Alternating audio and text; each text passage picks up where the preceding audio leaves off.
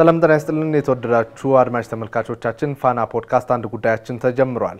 በዛሬው የአንድ ጉዳያችን የተለያዩ የማህበረሰብ ክፍሎች ከጠቅላይ ሚኒስትር ዶክተር አብይ አህመድ ጋር ያደረጉትን ውይይት እንቃኛለን። እዚህ ስቱዲዮአችን አቶ ጥላሁን ሊበን የፖለቲካ ሳይንስና የዓለም አቀፍ ግንኙነት ባለሙያ አሉ። ከሳቸው ጋር ነው ቆይታ የምናደርገው።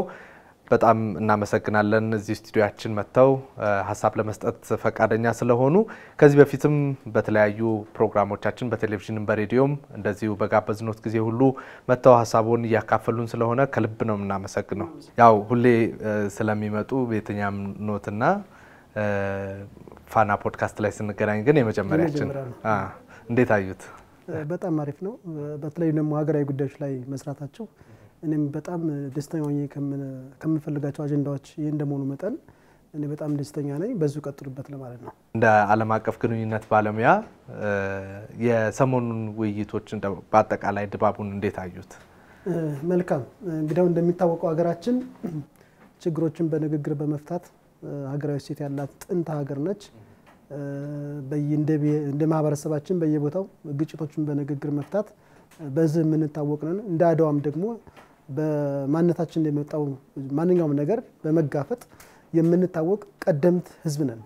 ከዛ አንፃር ውይይቶች መደረጋቸው ኢትዮጵያ ውስጥ ካለው ነባራዊ አንፃር ደግሞ የችግሩ መፍቻ ውይይት እንደመሆኑ መጠን እኔ በመልካም ጎኑ ነው ያየሁት። መቀጠል አለባቸው። ኢትዮጵያ ውስጥ ያለው ችግር በሰላማዊ መንገድ እስከሚፈታ ድረስ ውይይቶች እስከ ታችኛው የመንግስት መዋቅር ማንኛውም ዜጋ ኢትዮጵያ ውስጥ ያለውን ችግር በውይይት ይፈታል ብሎ ማመን አለበት ብያምናለሁ። እንግዲህ እስከ ሰኔ 17 ድረስ ውይይቶቹ ይቀጥላሉ። ውይይቶቹ ላይ በሰፊው እንመጣባቸዋለን። እንደው ከጠቅላላው ሐሳብ ለመጀመር ግን መንግስት የህዝብን ችግር በውይይት በእንደዚህ ያሉ ውይይቶች ነው መፍታት ያለበት ወይስ ደግሞ ችግሮቹን ታች እየወረደ ያጠና መፍታት ነው የተሻለው አማራጭ የሚሆነው? ሁለቱም አማራጭ ናቸው። እንግዲህ እንደምታውቀው ህዝብ ጥያቄ ያነሳል፣ ጥያቄዎች ይኖሩታል። መንግስት ደግሞ ያን ጥያቄ ደግሞ ወርዶ ህዝብ ጋር ውይይት ማድረጉ አንዱ መፍትሄ ነው። ሌላው ደግሞ መንግስት በራሱ ጥናት ሰርቶ ኢትዮጵያ ውስጥ ያለው ነባራዊ ሁኔታ እንደውም ደግሞ የዓለም አቀፉን የጂኦፖለቲካ አስተላለፉን ጥናት መሰረት ማድረግ ህዝቡን ታች ወርዶ ውይይት ማድረጉ ባንዲሙም በሌላ የሀገር ችግር ነው። ሀገር ውስጥ ኢትዮጵያ ውስጥ ያለውን ችግር ለመፍታት ኢትዮጵያ ውስጥ ያለውን ችግር ለመፍታት ብቻ ሳይሆን ቀጣይ ችግሮች እንዳይፈጠሩ ችግሮችን ቀድሞ መከላከል አንዱ አጀንዳ እንደመሆኑ መጠን ይሄ ነገር እንዳልኩ መቀጠል አለበት። መንግስት የህዝቡን ጥያቄ ማዳመጥ አለበት። ይሄ ሲባል ግን ጥያቄዎች ሁሉ በአንድ ጀምር ይፈታሉ ማለት አይደለም። የህዝብን ጥያቄ ማዳመጥ አንዱ የመንግስት ኃላፊነት ነው።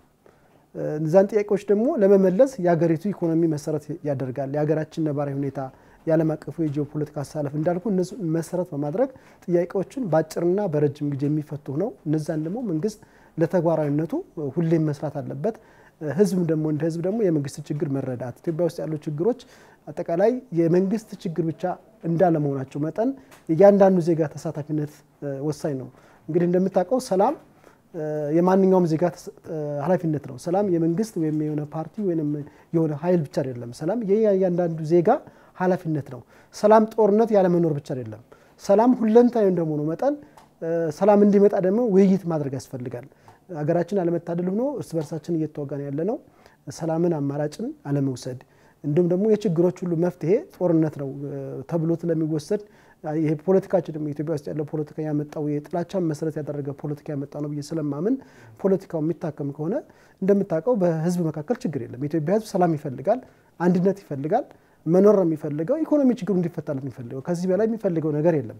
መንግስት ደግሞ ባለው አቅም የህዝብን ጥያቄ ማዳመጥ አለበት። ይሄ ሲባል እንዳልኩ ጥያቄዎች ሁሉ በመንግስት ይመለሳሉ ማለት አይደለም። ፖለቲካ ፓርቲዎች አሉ፣ የሀገር ሽማግሌዎች፣ ምሁራኖች የሁሉም ተሳትፎ ነው። ችግር የሚፈታው በሆነ አካል ብቻ አይደለም። ችግር ኢትዮጵያ ውስጥ ያለው ችግር በአንድም ይሁን በሌላ እያንዳንዱ የኢትዮጵያ ህዝብ የነካ ነው ያለበት ሁኔታ ነው ያለው። ስለዚህ ችግር የሚፈታው ደግሞ አንድ በመሆን የችግሮች ሁሉ መፍቻ ውይይት ነው ብሎ የሚያምን ትውልድ መፍጠር አለበት ብያምናለሁ። እንደው በውይይቱ ከተማመንን ውይይት ለማድረግን አሁን ከተለያዩ የማህበረሰብ ክፍሎች ጋር ነው ውይይቶች እየተደረጉ ያሉትና ኢትዮጵያ ውስጥ እንደ ኢትዮጵያ ያለ ሰፊ ሀገር ደግሞ በርካታ የማህበረሰብ ክፍል ይኖረዋልና እነዚህን ሁሉ በውይይት መድረስ ይቻላል ወይ? አይከብድም ወይ? ልክ ነህ። ለምሳሌ ጠቅላይ ሚኒስትሩ እንደ ሀገር ለምሳሌ ምሁራኑን አወያይቷል። ንግዱ ማህበረሰብን መምህራን እንግዲህ እንደምታውቀው ሀገር የሚገነቡ ናቸው፣ ትውልድ የሚቀርጹ ናቸው። አርቲስቶችን ሌሎችንም ውይይት ተደርገዋል እነዚህ በዋናነት ያው የሀገራችን ህዝብ ይወክላሉ ተብሎ ይታሰባል የንግዱ ማህበረሰብ እንግዲህ ሁሉንም ማሳተፍ አትችልም አርቲስቶችንም እንደዛ መምህራንም እንደዛ መንግስት ወይም ጠቅላይ ሚኒስትሩ ይሄን ያክል ከሰሩ እንግዲህ ጠቅላይ ሚኒስትሩ የሀገሪቱ የበላይ ሰው ናቸው እንጂ እንደ መንግስት ሁሉንም ኃላፊነት አለባቸው ማለት አይደለም በተዋረድ የመንግስት ኃላፊዎች እስከ ወረዳ ድረሳሉ የሀገር ሽማግሌዎች ምሁራኖች አሉ ሁሉም ይመለከታቸዋል ጠቅላይ ሚኒስትሩ እንዲያል ከሰሩ ደግሞ ለተግባራዊነቱ እንዳልኩ የእያንዳንዱ ዜጋ ኃላፊነት ነው ጠቅላይ ሚኒስትሩ ሁሉንም ማህበረሰብ ማደረስ አይችልም ፓርላማ የገቡ እንግዲህ ምርጫ ተወዳድረው በዚህ የተመረጡ ከያንዳንዱ አካባቢ የመጡ የህዝብ ተመራጭ አሉ ኃላፊነት መውሰድ አለባቸው እነሱ ማህበረሰቡን ምርጫ ሲወዳደሩ የህዝቡን ችግር ፈታለው ህዝቡ የሚያነሳውን ጥያቄ መፍትሄ አካል ሆናለሁ ብሎ ነው ፓርላማ የገባው ይሄ ነገር በተግባር ከመስራት አንፃር ክፍተቶች አሉ ታች ወርዶ እስከ ወረዳ እስከ መንደር ድረስ ወርዶ የማናገር ኃላፊነት አለበት ይሄ ሲባል ግን አሁንም የነሱ ብቻ ኃላፊነት አይደለም ከሰላም አንፃር ካየው ሰላም የሁሉም ማህበረሰብ የእያንዳንዱ ዜጋ ኃላፊነት ነው እኔ አንተና እኔ ሰላም ከፈጠር ሌላው ሰላም እንዲፈጠርኛ መስራት አለብን ይሄም ባለ መስራታችን ነው ሀገራዊ መግባባት ላይ ባለ መድረሳችን እዚህ ምዛም ችግሮች አሉት ማንኛውም ዜጋ ለሰላም ያለው አመለካከት ለሀገር ለሰንደቅ ዓላማ ለሀገር ፍቅር ለብሔራዊ ጥቅም ያለን አመለካከት የተዛባ መሆኑ ነው ስለዚህ እስከ ወረዳ ለምሳሌ ወረዳ ላይ መርጥ ይችላል ወረዳ መንግስት ተመራጮች አሉ አይደል እንዴ እነሱ ወርደው ክርስቶስ ማናገር አለባቸው የሃይማኖት አባቶች የሃይማኖት አስተምሮ በሚያስተምረው መልኩ የሀገር ሽማግሌዎች ሁሉም ቦታ የሀገር ሽማግሌ ያለ እስከ መንደር ድረስ ወርደው ህድሮች አሉ እነሱ እኮ እንዳልኩ ታሪካችን ችግሮችን በንግግር መፍታት ታሪክ ያለን ህዝብ ነን እነሱን ታች ወርዶ መሰራት ይቻላል ያ ችግር ደግሞ ተሰብስቦ በተዋረድ ወደ ላይ ማለት ነው ከወረዳ ከቀበሌ ወረዳ ከወረዳ ወደ ዞን ይያለ አጠቃላይ ደግሞ ወደ ጠቅላይ ሚኒስትሩ ይመጣል ጠቅላይ ሚኒስትሩ ደግሞ ሁሉንም ማህበረሰብ ማግኘት ስለማይችሉ በተወካያቸው ከነሱ ጋር ውይይት ያደርጋሉ ውይይት ማድረጉ አንደኛ መንግስት የህብረተሰቡን ጥያቄ ለመፍታት ፍላጎትን ያሳያል ማህበረሰቡ የሚያነሳው ጥያቄ አለ ያ ጥያቄ ቅድም እንዳልኩ በአጭር ጊዜና በረጅም ጊዜ መፈታት አለበት እኛ ያደዋ ልጆች ነን የህዳሴ ልጆች ነን ያ ህዳሴ ግድብ ማንሳት ይችላል ኢትዮጵያኖች አይችሉም አቅም የላቸውም ገንዘብ የላቸውም ተብሎ ግን ችለናል ይሄን የቻልነው ነገር ደግሞ አሁን ሌላ የባህር በር ጥያቄ አለ የባህር በር ጥያቄ ደግሞ የሚሳካው ኢትዮጵያ ውስጥ ብሔራዊ አንድነትና ብሔራዊ ደህንነት ሲኖር ነው ከዛ ብሔራዊ ማንነታችን ተጠቅመን ህዳሴ ግድባችን እንዳሳካን ሁሉ የባህር በርን ማሳካት እንችላለን ግን ለዚህ ሁሉ ነገር መነሻውና መድረሻው ሰላም ነው ሰላም ከሌለ ምንም የለም ሰላም እንዲመጣ ደግሞ ውይይት ማድረግ ያስፈልጋል ጥያቄዎች እያንዳንዱ ማህበረሰብ የሚያነሳው ጥያቄ መመለስ አለበት ያ ማለት ግን ሁሉም ዜጋ የሚያነሳው ጥያቄ ትክክል ነው ማለት አይደለም ጥያቄዎችን ማስተራቅ አለብን ከሀገር ጋር መነሻ ማድረግ ያለብን ሀገር ነው አንዱም ብሔራዊ ጥቅም ማለት ነው ማለት ብሔራዊ ጥቅም ማለት ሀገር ማለት ነው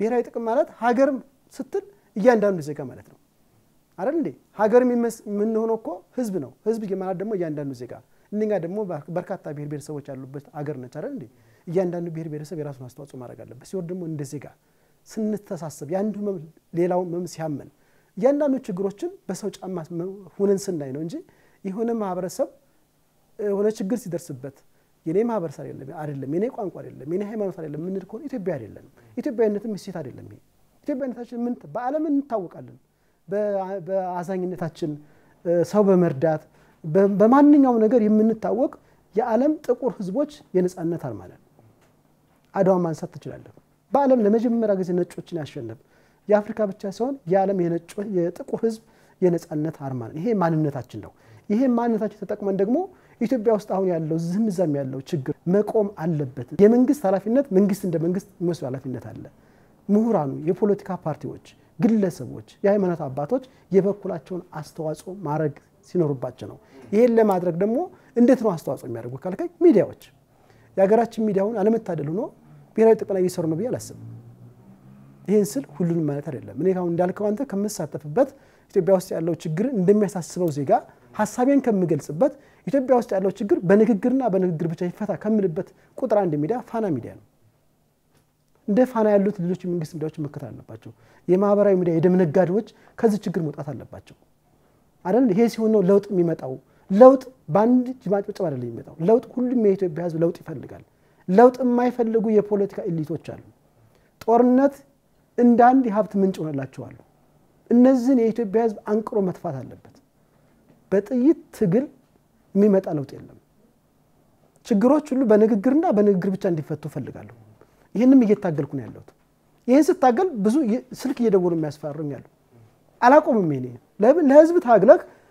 ለህዝብ ታገለ የሆነ ነገር ብትሞትም ምንም ማተር የለም ጀግኖቻችን አድዋን ማንሳት ተቻለ አይደል እንዴ ለሀገራቸው እኮ ለሰንደቅ ዓላማቸው ክብር ነው የሞቱት ለዓላማ ጽኑ ዓላማ ሊኖር ይገባል የሀገራችን ፖለቲከኞች አሁን እንደምታውቀው ከለውጥ በኋላ በርካታ የፖለቲካ ፓርቲዎች ተመስርተው ነበር አሁን የሉም ይሄ ማለት ግን ኢትዮጵያ ውስጥ ካለው ነባራዊ ሁኔታ አንፃር የብሔር ንግድ ነው ያለው ለምሳሌ ስለ ዘረኝነት ሲወራ ሰማለሁ ኢትዮጵያ ውስጥ በብሔሩ የሚነግድ ዘረኛ ነው እንጂ ለብሔሩ የሚያስብ ዘረኛ የለም ዘረኝነት ብሔር መውደድ ነው ትርጉም ውስጥ ነው አይደል እንዴ የሆነ ነገር በጣም እንትን ለዛ ብሔር መቆርቆር ማለት ነው ግን ለብሔሩ ሲያዝዋን ናቸው በብሔር ንግድ አለ ሀገር ውስጥም ከሀገር ውጭም የዶላር ነጋዴዎች የደም ነጋዴዎች አሉ ኢትዮጵያ ውስጥ ጀግንነት ችግሮችን በንግግር መፍታት ነው በጦርነት የሚፈታ የህዝብ ጥያቄ የለም የተረጋጋ መንግስት እንዳይኖር ነው የተፈጠረው ኢትዮጵያን የብሔራዊ ጥያቄ ለምሳሌ ህዳት ማን ነው የባህር በር ጥያቄያችን መሬት ወርዶ እንዳይሰራ ከፍተኛ ተጽዕኖ እየፈጠረ ያለው ኢትዮጵያ ውስጥ ያለው የእርስ በርስ ጦርነት ነው ለምን የባህር በር የምናገኘው ባለም አቀፍ የዲፕሎማሲ መርህ ነው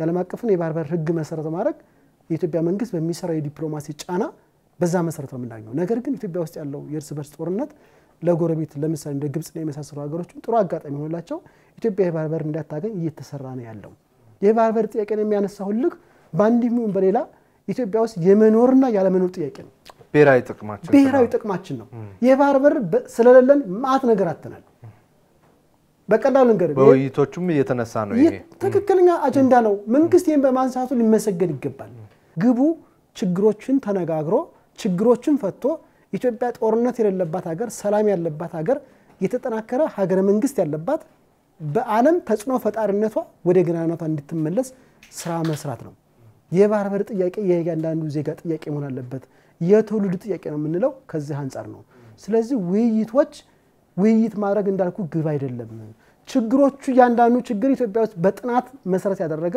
ችግሮቹ ተለይተው እነዛ ችግሮች ባጭርና በረጅም ጊዜ መፈታት አለባቸው በዋነኝነት ግን ጦርነት ችግሮቹ ለሚፈቱት በጦርነት ነው ብሎ ማመን አለ ኢትዮጵያ ውስጥ እንዳልኩ ይሄ ደግሞ ኢትዮጵያ ውስጥ ቢዝነስ ነው ማህበራዊ ሚዲያ አገር ውስጥም ከሀገር ውጭም በተለይ ደግሞ በአማራና በኦሮሞ ማህበረሰብ የሚነግዱ የደም ነጋዴዎች እነሱ ከብረዋል ማህበረሰቡ ግን ተፈናቅሎ እየራበው ነው ያለው ይሄ ማህበረሰብ እንዳልኩ ቅድም ተናግሬ ያለው በብሔሩ የሚነግድ ጽንፈኛ ነው ያለው እንጂ ዘረኛ ለብሔሩ የሚያስብ ዘረኛ የለም ይሄን ሲባል ግን ለብሔሩ የሚቆረቆር የለም ያቋል የለም ይሄ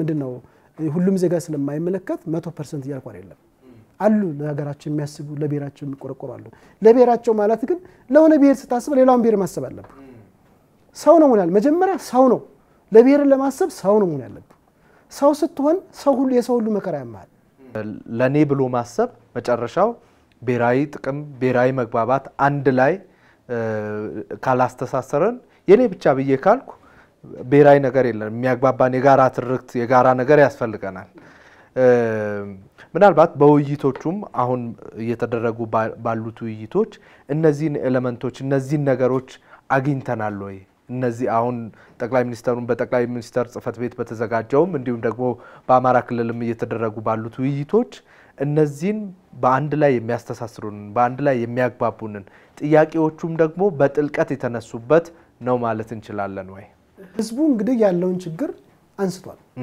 እንዳልኩ በየትኛው ዓለም ህዝብ ትክክል ነው ይሄ ሲባል ግን ህዝብ ሲባል የወልስብ ነው እዛ ማህበረሰብ ግን ችግር የሚፈጥሩ አሉ አሁን እየፈጠሩ ነው ያሉት ስለዚህ በዋናነት በተለያዩ ውይይቶች ሲነሳ የነበረው ስለ ሀገራዊ ትርክት ነው ሀገራዊ ትርክት እንደ ትርክት ስንል ሀገር የሚያፈርስ ትርክት አለ ሀገር የሚገነባ ትርክት አለ ልክ ሚዲያዎች እንደሚሰሩት ለምሳሌ ወደድንም ጠላንም ኢትዮጵያ ውስጥ የተለያዩ ብሔር ብሔረሰብ ያሉባት ሀገር ነች ህብረ ብሔራዊነትን መሰረት ያደረገ የመንግስት አወቃቀር መኖር አለበት እያንዳንዱ ዜጋ በሀገሩ ተከብሮ የሚኖር ዜጋ መፈጠር አለበት ስንደመር እንግዲህ የብልጽግና የገዢው ፓርቲ እንደመር ተብሏል አይደል መደመር እኔ ከመወዳቸው አንዱ መደመር ማለት እንግዲህ እያንዳንዱ ዜጋ ተቆጥሮ ነው ኢትዮጵያ የምንኖር አይደል እንዴ ያ ማለት የእያንዳንዱ ዜጋ ህመም ሌላውን ሊያመው ይገባል ማለት ነው ይሄ ሲባል አንድ ቋንቋ አንድ ሃይማኖት እያልን አይደለም ልዩነታችን ውበታችን ነው ይጫፍለቅ ሳይሆን ልዩነታችን ውበታችን ነው ለምሳሌ አንተ ሙስሊም ከሆንክ እኔ ክርስቲያን ከሆንኩኝ ሙስሊምነቴ ጌጤ ነው ላንተም እንደዚሁ ለምን ሃይማኖት የግል ነው ሀገር የጋራ ነው ኢትዮጵያ ውስጥ አሁን ያለው ግን በብሔሩ የሚነግድ አለ በቋንቋ የሚነግድ አለ በሃይማኖቱ የሚነግድ አለ ይሄ ሲደመሩ ሀገር ያፈርሳሉ መደበር ይባለው ነገር አየር ላይ ይቀራል ማለት ነው ይሄ በሌላ ቋንቋ የነጠላ ትርክት ይባላል ነጠላ ትርክት ማለት ምንድነው የኔ ብቻ የኔ ቋንቋ ይበላይ ነው የኔ ሃይማኖት ነው የሌላው አይረባም የኔ ፖለቲካ አስተላለፍ ወይ የኔ ፖለቲካ ማኒፌስቶ ትክክል ነው የሌላው ትክክል አይደለም የጥላቻ ፖለቲካ ማለት ነው ይሄ ኢትዮጵያ ውስጥ አሁን መሬት ወርዶ እየተሰራ ያለበት ሀገር የማፍረስ አባዜ ነው ሌላው የወል ትርክት ወይም ሀገራዊ ትርክት ምንለው ይሄ ሀገርን ማስቀደም ነው ብሔራዊ ጥቅም ማስቀደም ነው በሌላ ቋንቋ አድዋነት ነው ህዳሴ ግድባችን ማንሳት ይችላል ይሄ የወል ትርክታችን ነው የሶማሊያን ጦርነት ዚያድ ባሬ ማንሳት ይችላል እንደ ሀገር አንድ በመሆናችን ያመጣው ብሔራዊ ኩራታችን ነው ይሄን ታሪክ ደግሞ አጣሞ መጠቀም ለምሳሌ አድዋ የእያንዳንዱ ብሔረሰቦች ደም ነው አይደል ለሰንደቅ ዓላማቸው ክብር ሙተዋል አሁን አድዋን እኮ የሚከፋፍሉ አሉ ፖለቲከኞች የፖለቲካ ኤሊቶች የደም ነጋዴዎች ይሄ በመሆኑ ደግሞ ይሄን የሚሰማ መንጋ አለ ይሄ መንጋ ማህበራዊ ሚዲያ ላይ አለ የመንግስት መዋቅር ላይ አለ ወለላ ቋንቋ ጽንፈኛ ምንለው ኢትዮጵያ አንድ ከሆነች እሱ ጥቅም ይቀርበታል ይሄን መንጋዎችን በማስከተል በሚነዛው ወሬ ብሔር ከብሔረሰቦች ይጋጫሉ ኢትዮጵያ ውስጥ ይሆንም ይሄ ነው ያለው ይሄን ደግሞ ታው የሚል ማህበረሰብም እየጠፋ ነው ያለው ታው የሚሉ እንኳን ቢኖሩ ሚዲያዎች ለዚህ ዝግ ናቸው ኢትዮጵያ ውስጥ ያለው ችግር ጦርነት ይቁም ችግሮች ሁሉ በንግግር ይፈቱ ቢባል የተወሰኑ ሚዲያዎች ናቸው የሚያስተናግዱት ለምን ተመልካችም ያገኙ መንጋው ይሄ መንጋ ምልክ አብዛኛው ኢትዮጵያ ውስጥ እንደሚታወቅ እንግዲህ ይሄ ማህበራዊ ሚዲያ ተጠቃሚ አይደለም አይደል እንዴ ማህበራዊ ሚዲያ የሚጠቀመው ዕውቀት አለ ብሎ ፊደል የጻፈ ዶክተር ፕሮፌሰር ልትለው ትችላለህ ግን ስራው ሀገር ማፍረስ ነው እዛ ጋር ኦሮሞ ሞተ ይብለና ኦሮሞን አማራ ገደለ ይላል እዛ ጋር ደግሞ አማራ ሞተ ኦሮሞ ገደለ ይላል የሞተው እኮ ሰው ነው ለሬሳ ብሔርን እንሰጣለንኛ ሰው ከሞተ በኋላ እኮ አስከሬን ነው ስማረ ለሱ እኮ ብሔርን እንሰጣለን ሃይማኖትን እንሰጣለን ማንሰጠው ነገር የለም ይሄ ደግሞ ሀገራችን የፈጠረው የፖለቲካ አስተላለፍ ወይም ይሄ ሀገር የሚጠላ ፖለቲካ ይሄ ኢትዮጵያን ህብረ ብሔራዊ አንድነትን የማይፈልግ የደም ነጋዴ ነው ለምን እንደዚህ ብሎ ካልሰራ ተከታይ የማያገኙ አሁን ለምሳሌ ቲክቶክ ላይ ሄድና ብዙም ነገር እየሰማን ያለ ነው እንኳን ያን በሃይማኖት ስም የሌላውን ሃይማኖት መሳደብ የሌላውን ቋንቋ መሳደብ ሌላውን ብሔር መሳደብ እንደዛ ካልሳደብ ተከታይ አታገኙ ተከታይ የምታገኘው ከማህበራዊ ሚዲያ ነው ማህበራዊ ሚዲያ አብዛኛው የደም ነጋዴ ነው ይሄን ሲባል ሁሉንም ይያልኩ አይደለም ለሀገራቸው የሚሰሩ ባስ የሀገራቸው ችግር የሚያገባቸው የማህበራዊ ሚዲያ ተጠቃሚዎች አሉ አብዛኞቹ ግን የደም ነጋዴዎች ናቸው ለመንግስትም ለህዝብም ለማንንም የማይጠቅሙ ናቸው እነዚህን ስንዋጋ የኢትዮጵያ ህዝብ አንድ ሆኖ ከጦርነት አባዜ ወጥተን ጦረኝነት ባለመሆን ሀገርን በመውደድ የመከላከያ ሰራዊታችን ተልኮ በመለየት እንደ ሀገር ስናስነው እኔ በጣም የሚያሳዝነኝ በዛ 5 አመት ውስጥ መከላከያ ሰራዊታችን የሚከፍለው መስዋዕትነት እኔ ያመኛል 100% ምነግር መዋጋት የሚፈልጉ ወታደር የለም ወታደር መዋጋት የሚፈልገው ከውጭ ጥላት ጋር ከሀገሩ ወንድሞች ጋር መዋጋት የሚፈልጉ ወታደር የለም ግን ኢትዮጵያ ውስጥ ለመከላከያ ሰራዊት የሚሰጠውን ስም የምታውቀው ነው ስም የሚሰጡትም እነሱ የደም ነጋዴዎች ናቸው መከላከያ ሰራዊትን የሚነግሩበት አለኩ መከላከያ ሰራዊታችንም የህዝብ ልጅ ነው መከላከያ ሰራዊት እንደውም ከራስ በፊት ለህዝብ ነው የሚለው አንድ ወታደር አተኩስ ካልኩ አይተኩስም ራሱ ይሰዋል ይሄ ወታደራዊ መርህ ነው ይሄንን የሚያቅ ስንት መንጋ አለ መንጋው ያቃል በነገራችን ላይ ያቃል ማህበረሰባችን ግን በሚነዛው ማህበራዊ ሚዲያ ላይ በሚነዙት ነገሮች ሁሉ ውዥንብር ውስጥ የሚገባል ስለዚህ እነዚህ ነገሮች ስንታከም ነው ውይይቶችን መሬት ወርደው ስራ የሚሰራ ተግባራዊ መሆኑትም እንጂ እንዳልኩህ ንግግር ማድረግ መመካከር ጥሩ ነው ሳትመካከር ችግር አይፈታም ነገር ግን ያነሳቸው አጀንዳዎች የማይተገበሩ ከሆነ የሚዲያ ፍጆታ ብቻ ነው የሚቀርበው እነሱ ላይ በደንብ እንምጣባቸው አሁን ጥያቄዎቹ ተነስተዋል እንግዲህ እርሶም እንዳሉኝ ጥያቄዎቹ በትክክል በአግባብ ተነስተዋል ማለት እንችላለን ሚል ድምዳሜ ያሉትና ምላሹስ የመጀመሪያው ምላሽ መስማት ነው አይደለ መስማትና ነገርየውን ዕውቅና መስጠት እውነት ነው ይሄ ችግር አለ ለምሳሌ መመራን ይሄ ችግር አለብን የንግዱ ማህበረሰብ ይሄ ችግር አለብን የሌላውም አካል እንደዚሁ የጥበብ ባለሙያውም የተፎካካሪ ፓርቲዎች እንደዚሁ ከዚህ በኋላ ውይይቶቹ እየቀጠሉ ስለሚሄዱ እነዚህ ችግሮች አሉብን እነዚህ ችግሮች ይፈቱልን ሲሉ እውነት ነው ችግሮቹ አሉ ብሎ ማመን በራሱ የመጀመሪያው ችግሮችን አምኖ መቀበል በራሱ ትልቅ ደስታ የሚሰጥ ነገር ነው ለካ ይታወቅልኛል ለካ ችግሬ ይታወቃል ተብሎ መደመጥ በራሱ የሚሰጠው ትልቅ እርካታ አለ ከዚህ አንፃር ጥያቄዎቹን ከተመለሱበት መንገድ አንፃር ቀደም እንዳልነው ከብሔራዊ ጥቅማችን ከገዥ ትርክት ከነዚህ ነገሮች አንፃር የጠቅላይ ሚኒስትሩን ምላሽስ እንዴት አዩት እንዳልከው ነው ጥያቄዎች ተነስተዋል እንግዲህ ኢትዮጵያ ውስጥ ካለው የኑሮ ውድነት አንፃር ሌሎችን ማንሳት ይችላል ጥያቄ የሌለው ዜጋ የለም ሁሉም ዜጋ ጥያቄ አለው ጥያቄውን ግን በአንድ ጀንበር መመለስ አይቻልም ቅድም እንዳልኩ በመጀመሪያ መሆን ያለበት ጥያቄዎችን መቀበል ነው ጥያቄዎች አግባብ ናቸው ወይ ጥያቄዎቹ ኢኮኖሚም ማህበራዊም ዘርፈ ብዙ ናቸው ጥያቄዎቹን ግን መንግስት ግን አዳምጣል ጠቅላይ ሚኒስትሩ መልስ ሰጡ ነበር አይደል እንዴ ለዛ መልስ ተግባራዊ መሆን አለባቸው ለመመለስ ግን አቅሙ ውስንነት አለ የኑሮ ውድነቷን የማይነካው ዜጋ የለም ጠቅላይ ሚኒስትር እኮ እኔም የደሞዝ ጥያቄ አለ ብለዋል እኮ አይደል እንዴ ስለዚህ ኢትዮጵያ ውስጥ ያለው ችግር ሁሉንም ማህበረሰብ ይነካል ማለት ነው መመለስ ያለበት ባጭርና በረጅም ጊዜ ነው ግን በጣም አንገብጋቢ ጥያቄዎች ባጭር ጊዜ መመለስ አለባቸው እነዚህ ጥያቄዎች ደግሞ ህዝቡ ሲያነሳ የነበረው አማራ ክልል ለምሳሌ በደንብ ተከታትየዋለሁ ህዝቡ ሲያነሳ የነበረው በቃ ጦርነት ሰላም ይምጣ ነው በቃ ሰላም ከሌለ መኖርም የለም ሰላም ካለ ለምንህም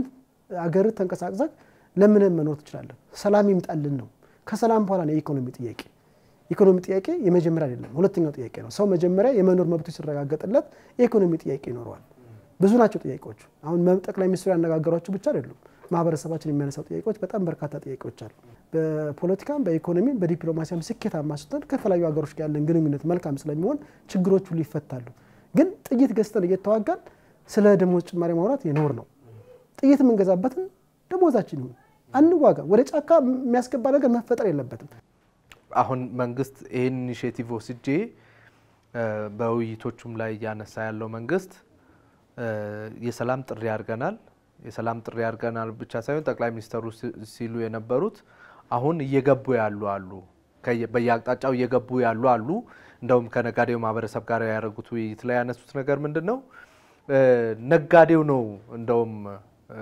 ገንዘብ እያቀበለ ለነዚህ ጫካ ለገቡ ሰዎች ገንዘብ እየሰጠ መሳሪያ እንዲገዙ ጦርነት እንዲገቡ ያረጋ ያለው ሚሉ ነገሮችንም ያነሱ ነው የመንግስት ሳይድ ብቻ ሳይሆን የተቃዋሚውም አካል ወይም ደግሞ የተዋጊውም አካል ወደ ሰላም ድርድር እንዲመጣ ያው ሰላም የአንድ አካል ኮንሰንት ብቻ የአንድ አካል ብቻ ፍቃደኝነት ስላልሆነ ማለት ነው እና መንግስት ፈቃደኛ ቢሆንም ያኛው አካል ፈቃደኛ ካልሆነ አስቸጋሪ ነው የሚሆነው አይደለ እሱንስ እንዴት ያዩታል እንግዲህ ታጣቂዎች የሚዋጉት በአንድነት የህዝብ ጥያቄ ይበሉ እንጂ ያው ስልጣን ነው አይደል ኢትዮጵያ ውስጥ ያው በምንም በለው በፖለቲካም ፓርቲ በለው ጫካ መግባትም በለው ግቡ ስልጣን መያዝ ነው ስልጣን ከያዙ በኋላ ምን ይፈጠራል የኢትዮጵያ ህዝብ ጠይቅ ግን በዋናነት ችግሮቹ ከስር መፈታት አለባቸው ፖለቲካዊ ድርድር ማድረግ አለባቸው ታጣቂዎች ምንድነው ማድረግ ያለባቸው የትም ሀገር ሄደው ከመንግስት ጋር ተደራድረው ጥያቄዎችን ያቀርቡ ለምሳሌ አማራ ክልል የአማራ ጥያቄ አለው በዛ ነው የገባ ነው ጫካ የገባ ነው በዛ ነው ያሉ ነው የአማራ ጥያቄዎች ምንድን ናቸው በዝርዝር ከመንግስት ጋር መነጋገር በዛ መንግስትም የራሱ ሚና ሲጫወት ታጣቂዎችም ደግሞ በጦርነት አያዋጣንም ብለው ማመን አለባቸው ወደድንም ጠላንም አሁን ኢትዮጵያ ውስጥ ያለው ጦርነት ማንንም አሸናፊ ተሸናፊ የለም ሁለቱም ተሸናፊ ናቸው እንደተዋጉ ይኖራሉ እንጂ አሸናፊ ተሸናፊ የለም ይሄንን ማመን አለብን ይሄን ደግሞ እነሱም ያውቁታል መንግስትም ያውቀዋል የህዝብ ጥያቄን አስመልሳለሁ ማለት 18 ቦታ ተከፋፍለክ ከመንግስት ጋር እየተዋጋ አታስመልስም መጀመሪያ ራስ አንዱን አሁን ጫካ የገቡት እኮ አማራ ክልል ብትሪኮ ራሳቸው አንጃ ፈጥሯል እኮ ለአንድ የአማራ ማህበረሰብ ችግር አለበት ካሉ አንድ ኮማንድ ፈጥረው ከመንግስት ጋር መደራደር ይችላሉ አሁን መንግስት ለመደራደር ይፈልግም እኮ ከየትኛው ጋር ነው የሚደራደረው እሱ ነው አንዱም ችግር ጦርነት መቆም ስላለበት በጦርነት ነው መነጋገርም አልፈልግም በማህበረሰብ የሚነግር ትውልድ ካለ ይሄን ትውልድ ማሰማን ማከም ያስፈልጋል በተለይ ከመምህራን ጋር በነበረው ውይይት የተነሳው ነገር የትምህርት ጉዳይ ነው በተለይ ትምህርት የተቋረጠባቸው አካባቢዎች ላይ ሰላማዊ የኑሮ እንቅስቃሴ መጥቶ ወደ ትምህርት የሚመለሱበት ሁኔታ እንዲመቻች ነው። ግን አሁንም ቢሆን እነዚህ አካባቢዎች ቅድም እንዳልነው ለህዝብ ሚል ለወገን ሚል አካል አስተማሪን እንደዛ በእንብርክክ ያስኬደ ተማሪን ትምህርት ቤት እንዳትገቡ ብሎ እየከለከለ ከሆነ እንዴት ነው እነዚህ ነገሮች የሚሆኑት? እነዚህ ነገሮች በውይይት መልክ መነሳታቸው ጠቅላይ ሚኒስትሩን በጥያቄያቸውና በመልስ ጊዜ ማንሳታቸው የነገሩን ክብደት አያሳይም ወይ? ለነገሩ የተሰጠውን ክብደት አያሳይም ወይ? መንግስት የሄደበትን ርቀት አያሳይም ወይ? ቅድም ለማንሳት ሞክሬያለሁ። ምን መሰለህ እዚህ ጋር መንግስት ለመነጋገር ፍቃደኝነቱን ገልጿል። ለምሳሌ እንዳልከው ቅድም ምሳሌ አንስተሃል። መምህራኖች እንደዛ መሆን የለባቸው። እንደዚህ የሚያደርገን ፖለቲካው ነው። ፖለቲካ አለማወቅም ነው። አንተ የምትታገል ከሆነ ህዝብ እንደዚህ የምታደርግ ከሆነ ተቀባይነት አይኖርም። መጀመሪያ ህዝብ ማክበር አለብህ። ጥፋት ካለባቸው ከሆነ በህግ ነው እንጂ ከሀገራችን እሴት የወጣ ተግባር መተግበር የለብንም። ይሄ ሲሆን ነው ለውጥ የሚመጣው። የማህበረሰቡ ግን የመጀመሪያ ኢትዮጵያ ውስጥ ያለው ችግር እንዲፈታ ከተፈለገ የህዝብ ጥያቄ መደመጥ አለበት። ህዝብ ሁሌም ትክክል ነው። ትክክል ያልሆነው ፖለቲካችን ነው። ፖለቲካችን ሀገርን ማስቀደም አለበት። ሰላም ስብከት አይደለም። መምህራኖችም እንዳልከው አንተ ትምህርት ቤት ተዘግቶ ትምህርት ቤት መቆም ማለት ትውልድ ማምከን ማለት ነው። ትውልድን እያመከንክ ነገ ስልጣን ይዘህ የትኛውን ትውልድ የምትመራው?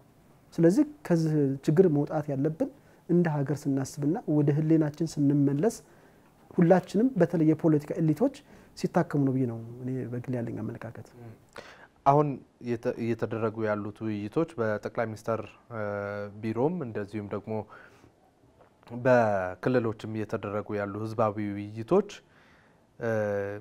የጋራ መግባባት ላይ ለመድረስ ገዥ ትርክትን ለማምጣት እና ችግሮችን በውይይት ለመፍታት ምን አንድምታ ይኖራቸዋል ብለው ያስባሉ? መልካም እንግዲህ በዋናነት ጠቅላይ ሚኒስትር ውይይት ያደረጉት እንዳልከው ከመምህራኖች ዜጋ የሚቀርጹ ናቸው። አንድ ሀገር የተማረ ዜጋ የሚኖራትም ወይ የተማረ ዜጋ የማይኖራትም የሚሆነው የመምህራኖች ሚና ነው። መምህራን ከፖለቲካ ነፃ ሆኖ ዜጋን በማስተማር ሲችል ዜጋን ሲቀርጽ ሀገር ትለወጣለች። ሀገር ለመለወጥ እውቀት ያስፈልጋል። የኛ ምሁራኖች ወደ አሜሪካ የሚሄዱት ወደ ተለያዩ ዓለም ሀገር የሚሄዱት እኮ እውቀታቸውን ይዞ ነው የሚሄዱት አይደል? ይሄ እውቀት ወደ ሌላ እንዲሄድ እኛ ሀገር እንዲሆን መስራት አለብን። የንግዱ ማህበረሰብ የሀገሪቱ የኢኮኖሚ ለመንግስትም ለማህበረሰቡም የኢኮኖሚ አጋር ናቸው አይደል እንዴ? የአንድ ባለ ሀብት በርካታ ሰራተኞችን ይቀጥራል። ሰራተኞቹ ደግሞ ዜጋ ኢትዮጵያኖች ናቸው። አርቲስቶች ምታይ እንግዲህ አንድ ሀገር ስለ ፖለቲካ ስናወራ አርቲስት ትልቁ ሚና መጫወት አለበት። አርቲስት ተጽዕኖ ፈጣሪዎች አሉ። ግን ኢትዮጵያ ውስጥ አርቲስቶች ስለ ሀገር ኢትዮጵያ ውስጥ ያለው ችግር በንግግር ይፈታ ብሎ የሚያወራ የትም አላችሁ። ማህበራዊ ሚዲያ ቲክቶክን በለው ማንኛውም ይጠቀማሉ። እኔ አላይም። የቢስ ስራ ላይ ሊሆን ይችላል። እንደ ሀገር እየሰሩ አይደለም። ጠቅላይ ሚኒስትሩም ያሉት ምንድነው ብሔራዊ ትርክት ማለት ወይም ሀገራዊ ትርክት ማለት እንግባባ ነው፣ እንነጋገር ነው። ችግር የለም አይደለም። ኢትዮጵያ ውስጥ እኮ ችግር አለ። ችግር የለም ብሎ የሚያወራ ኢትዮጵያ ውስጥ ፖለቲከኛም በለው ማንንም በለው ራሱ ችግረኛ ነው። ችግሮችን ግን በንግግር እንፍታቸው። ሰዎች ችግሮችን ደግሞ ስንፈታ ማን በዋነኝነት አሁን ለምሳሌ የንግዱ ማህበረሰብ፣ የመምህራኖች፣ የሀገር ሽማግሌዎች፣ የሃይማኖት አባቶች ከተፎካካሪ ፓርቲዎች ጋር የወንድማማችነት የፖለቲካ ውይይት ያስፈልጋል። አጠቃላይ ጠቅላይ ሚኒስትሩ ሲያርጉት የነበረው ንግግር ኢትዮጵያዊ ንግግር ነው። ግን እሱ ግብ አይደለም። ለመምህራኖች ቃል ገብተዋል፣ ለጤና ባለሙያዎች ቃል ገብተዋል፣ ለንግዱ ማህበረሰብ የገቡትን ቃል መተግበር አለባቸው። ያ ማለት ግን መንግስታቸው ማለት ነው። እሳቸው ብቻ አይደለም የሚተገብሩት። ስለዚህ እነዚህ ችግሮች ሁሉ መፈታት ያለባቸው በንግግር እንደመሆኑ መጠን ጠቅላይ ሚኒስትሩ ያደረጓቸው ውይይቶች የሚተገብሩ ከሆነ መንግስት ባለው አቅም እንግዲህ እንዳልኩ አቅም ይወስናል። ለእያንዳንዱ ሰራተኛ ደሞዝ ጭማሪ ቢያደርግ ኢትዮጵያ ውስጥ ያለችበት ኢኮኖሚ ይታወቃል። ስለዚህ መፍታት ስለማይቻል ቢያንስ አሁን ኢትዮጵያ ውስጥ የደሞዝ ጭማሪ ችግር አይፈታም። ትልቁ ስራ መሰራት ያለበት የኑሮ ውድነት መቀነስ ነው። የኑሮ ውድነት አንተ ያልነካው ዜጋ ይኑር ማለት እንዴት ነው ካልከኝ እኛ ሀገር የሚመረቱ ምርቶች አሉ። እነዚህ ችግሮች ሲፈቱ የራሳችን ምርት በራሳችን ስለምንጠቀም የኑሮ ውድነቱ ይቀንሳል። መንግስት ጦርነት ይፈልጋል ብዬ አላምንም። መንግስት ውስጥ ግን ጦርነት የሚፈልጉ አሉ። ታጣቂዎች ውስጥ እየተዋጋን እስከ መጨረሻው እንዘልቃለን፣ ካልሆነ ጫካ የዘረፍነውን ገብተን ጫካ እንኖራለን የሚሉ አመለካከት ያላቸው አሉ። ስለዚህ ችግሩ ኢትዮጵያ ውስጥ ያለው ችግር በዘላቂነት ለመፈታት ጠቅላይ ሚኒስትሩ ጋር የተነበረ ውይይት መቀጠል አለበት። ጠቅላይ ሚኒስትሩ ያደረጉትም የሰጡትም መልስም እንደውም ደግሞ ምሁራኖችም ያገር ሽማግሌዎችም አርቲስቶችም የሰጡት ግብአት ነው። ለመንግስት ትልቅ ግብአት ነው። ሁሉም ያነሱ ጥያቄ ነው ተካትየዋለው አግባብ የሆነ ጥያቄ ነው ያሉት። መንግስት ግን ያንን ግን በ4 ሰዓት ወይም በአንድ ጀንበር ይመልሳል ማለት አይደለም። በአጭርና በረጅም መመለስ አለባቸው። ጥያቄዎች መመለስ አለባቸው። እነዚህን ጥያቄዎች እንግዲህ መንግስት በተግባር መመለስ አለበት። ዋናው ነገር እሱ ነው ሚል ነገር ቀደም ሲል ሲያወሩ ሰምቻለሁና እነዚህ ጥያቄዎች ግን ምናልባት ቅድም ባልናቸው በተለያዩ ምክንያቶች በመንግስት የአቅም ውስንነት በመንግስት የፋይናንስም የፖለቲካ አቅም ውስንነትም ሊሆን ይችላል እንዲሁም ደግሞ በተቃዋሚዎቹ ወይም ነፍጥ አንግበው ጫካ በገቡትም ምክንያት መመለስ ባይችሉ ለምሳሌ የኢኮኖሚው ጥያቄ የኑሮ ውድነቱ ጥያቄ ወይ ደግሞ የደሞዙ ጥያቄ በተለያየ ምክንያት መመለስ ባይችል የንግዱ ማህበረሰብ ለምሳሌ የሙስናው የሌብነቱ ጉዳይ በተለያየ ምክንያት መመለስ ባይችል ቀጣይ ያሉት የአርቲስቶቹም ቀጣይ ያሉት የሚደረጉት ውይይቶች ላይ የሚመጡ ጥያቄዎች በመንግስት በኩል በተለያየ ምክንያት መመለስ ባይችሉ ቀጣይ የጥያቄው መንገድ ምን መሆን አለበት? ጥያቄዎቹ እንዳልከው አግባብ ናቸው፣ ግን ባንድ ጀምር አይመለሱም። ባንድ ጀምር የትኛው መንግስት መመለስ አይችልም። የትኛው ሀገር ቅዱስ መንግስት የለም። ጥያቄዎቹ የሚመለሱት ባጭርና በረጅም። ጥያቄዎቹ ባይመለሱ ላልከኝ ካልተመለሱ ጫካ መግባት አሁንም አማራጭ አይደለም። ጥያቄ እንዳልኩ ባጭርና በረጅም የሚመለሱት መንግስት ሁለቱንም አሟጣ ባጭርም በረጅም ካልመለሰ አሁን ሰላማዊ መንገድ ነው ማስከተል ያለባቸው። በጥይት ተዋክተህ ራስን ነው የምትጠጣው፣ ሀገርን ነው የምትጎዳው። ህዝቡ የተጋመደ ማህበረሰብ ነው።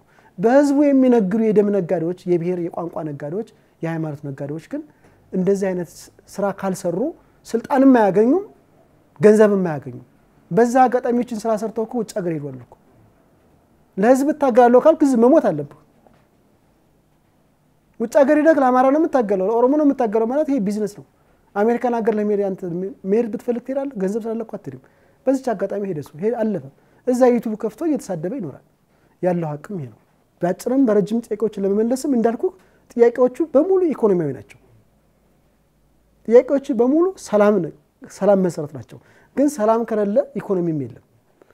አንድ ኢትዮጵያዊ መጀመሪያ መኖር አለበት። ሲኖር ነው ደሞዝ ያነሰ ደሞዝ ይጨምርልኝ ወይም አንድ ነጋዴ እዚህ ቦታ እጅ ለሰላም የሚለው መጀመሪያ ሲኖር ነው። ስለዚህ ለመኖር ሰላም ያስፈልጋል። ሰላም ደግሞ የእያንዳንዱ ዜጋ ኃላፊነት ነው። በጣም ጥሩ። የመጨረሻ ጥያቄ ላርክ። በቀጣይ እነዚህ ውይይቶች መደረግ ያለባቸው አሁንም በዚህ መልኩ በጠቅላይ ሚኒስትር ጽህፈት ቤት በኩል ነው ወይስ ደግሞ የህዝብ ተወካዮች ቅድም እንዳልነው በየወረዳው በየዞኑ ያሉት አንዳንዱ ጥያቄዎች እዛ መፈታት የሚችሉ ስለሆኑ አንዳንዱ ጥያቄዎች በየመስሪያ ቤቱ ኃላፊዎች መፈታት የሚችሉ ስለሆኑ ማስበው ስለዚህ ህዝባዊ ውይይቱ በዚህ መልኩ ነው መቀጠል ያለበት? ጠቅላይ ሚኒስትሩን ካላየን ችግሮቻችን አይፈታም ሚል ነገር ነው ይዘን መሄድ ያለብን ወይስ ደግሞ የጋራ መግባባት የጋራ ትርክት እንዲመጣ ገዥ ነገር እንዲኖር ህብረ ብሔራዊ አንድነታችን ተጠብቆ እንዲቆይ ችግሮችን ከስር ከስሩ በያሉበት መፍታት ነው የሚሻለው? እንዴት ይቀጥል ይሄ ህዝባዊ ውይይት? ጠቅላይ ሚኒስትሩ ያንዳንዱ ኢትዮጵያዊ ዜጋ 120 ሚሊዮን ህዝብ ማናገር አይችሉም። ማናገር እንትንም ቢኖራቸውም አይችሉም ካለው ነባራዊ አንፃር። ስለዚህ አንተም ለማንሳት ሞክራል። ችግሮች ከታች ነው የሚጀምሩት፣ ከቀበሌ ነው የሚጀምሩት። ቀበሌ እኮ የመንግስት ኃላፊ አለ። ኃላፊነት መንግስት እንል አንዳንዶቹ ጠቅላይ ሚኒስትሩን ወይ ሚኒስትሮችን ብቻ የሚያስባሉ።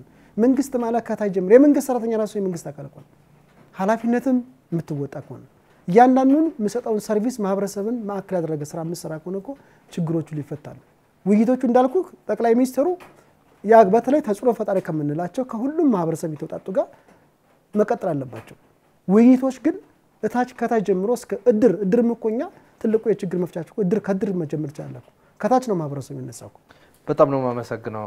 አድማጭ ተመልካቾቻችን የዛሬው አንድ ጉዳይ ውይይታችን እዚህ ላይ አብቅቷል።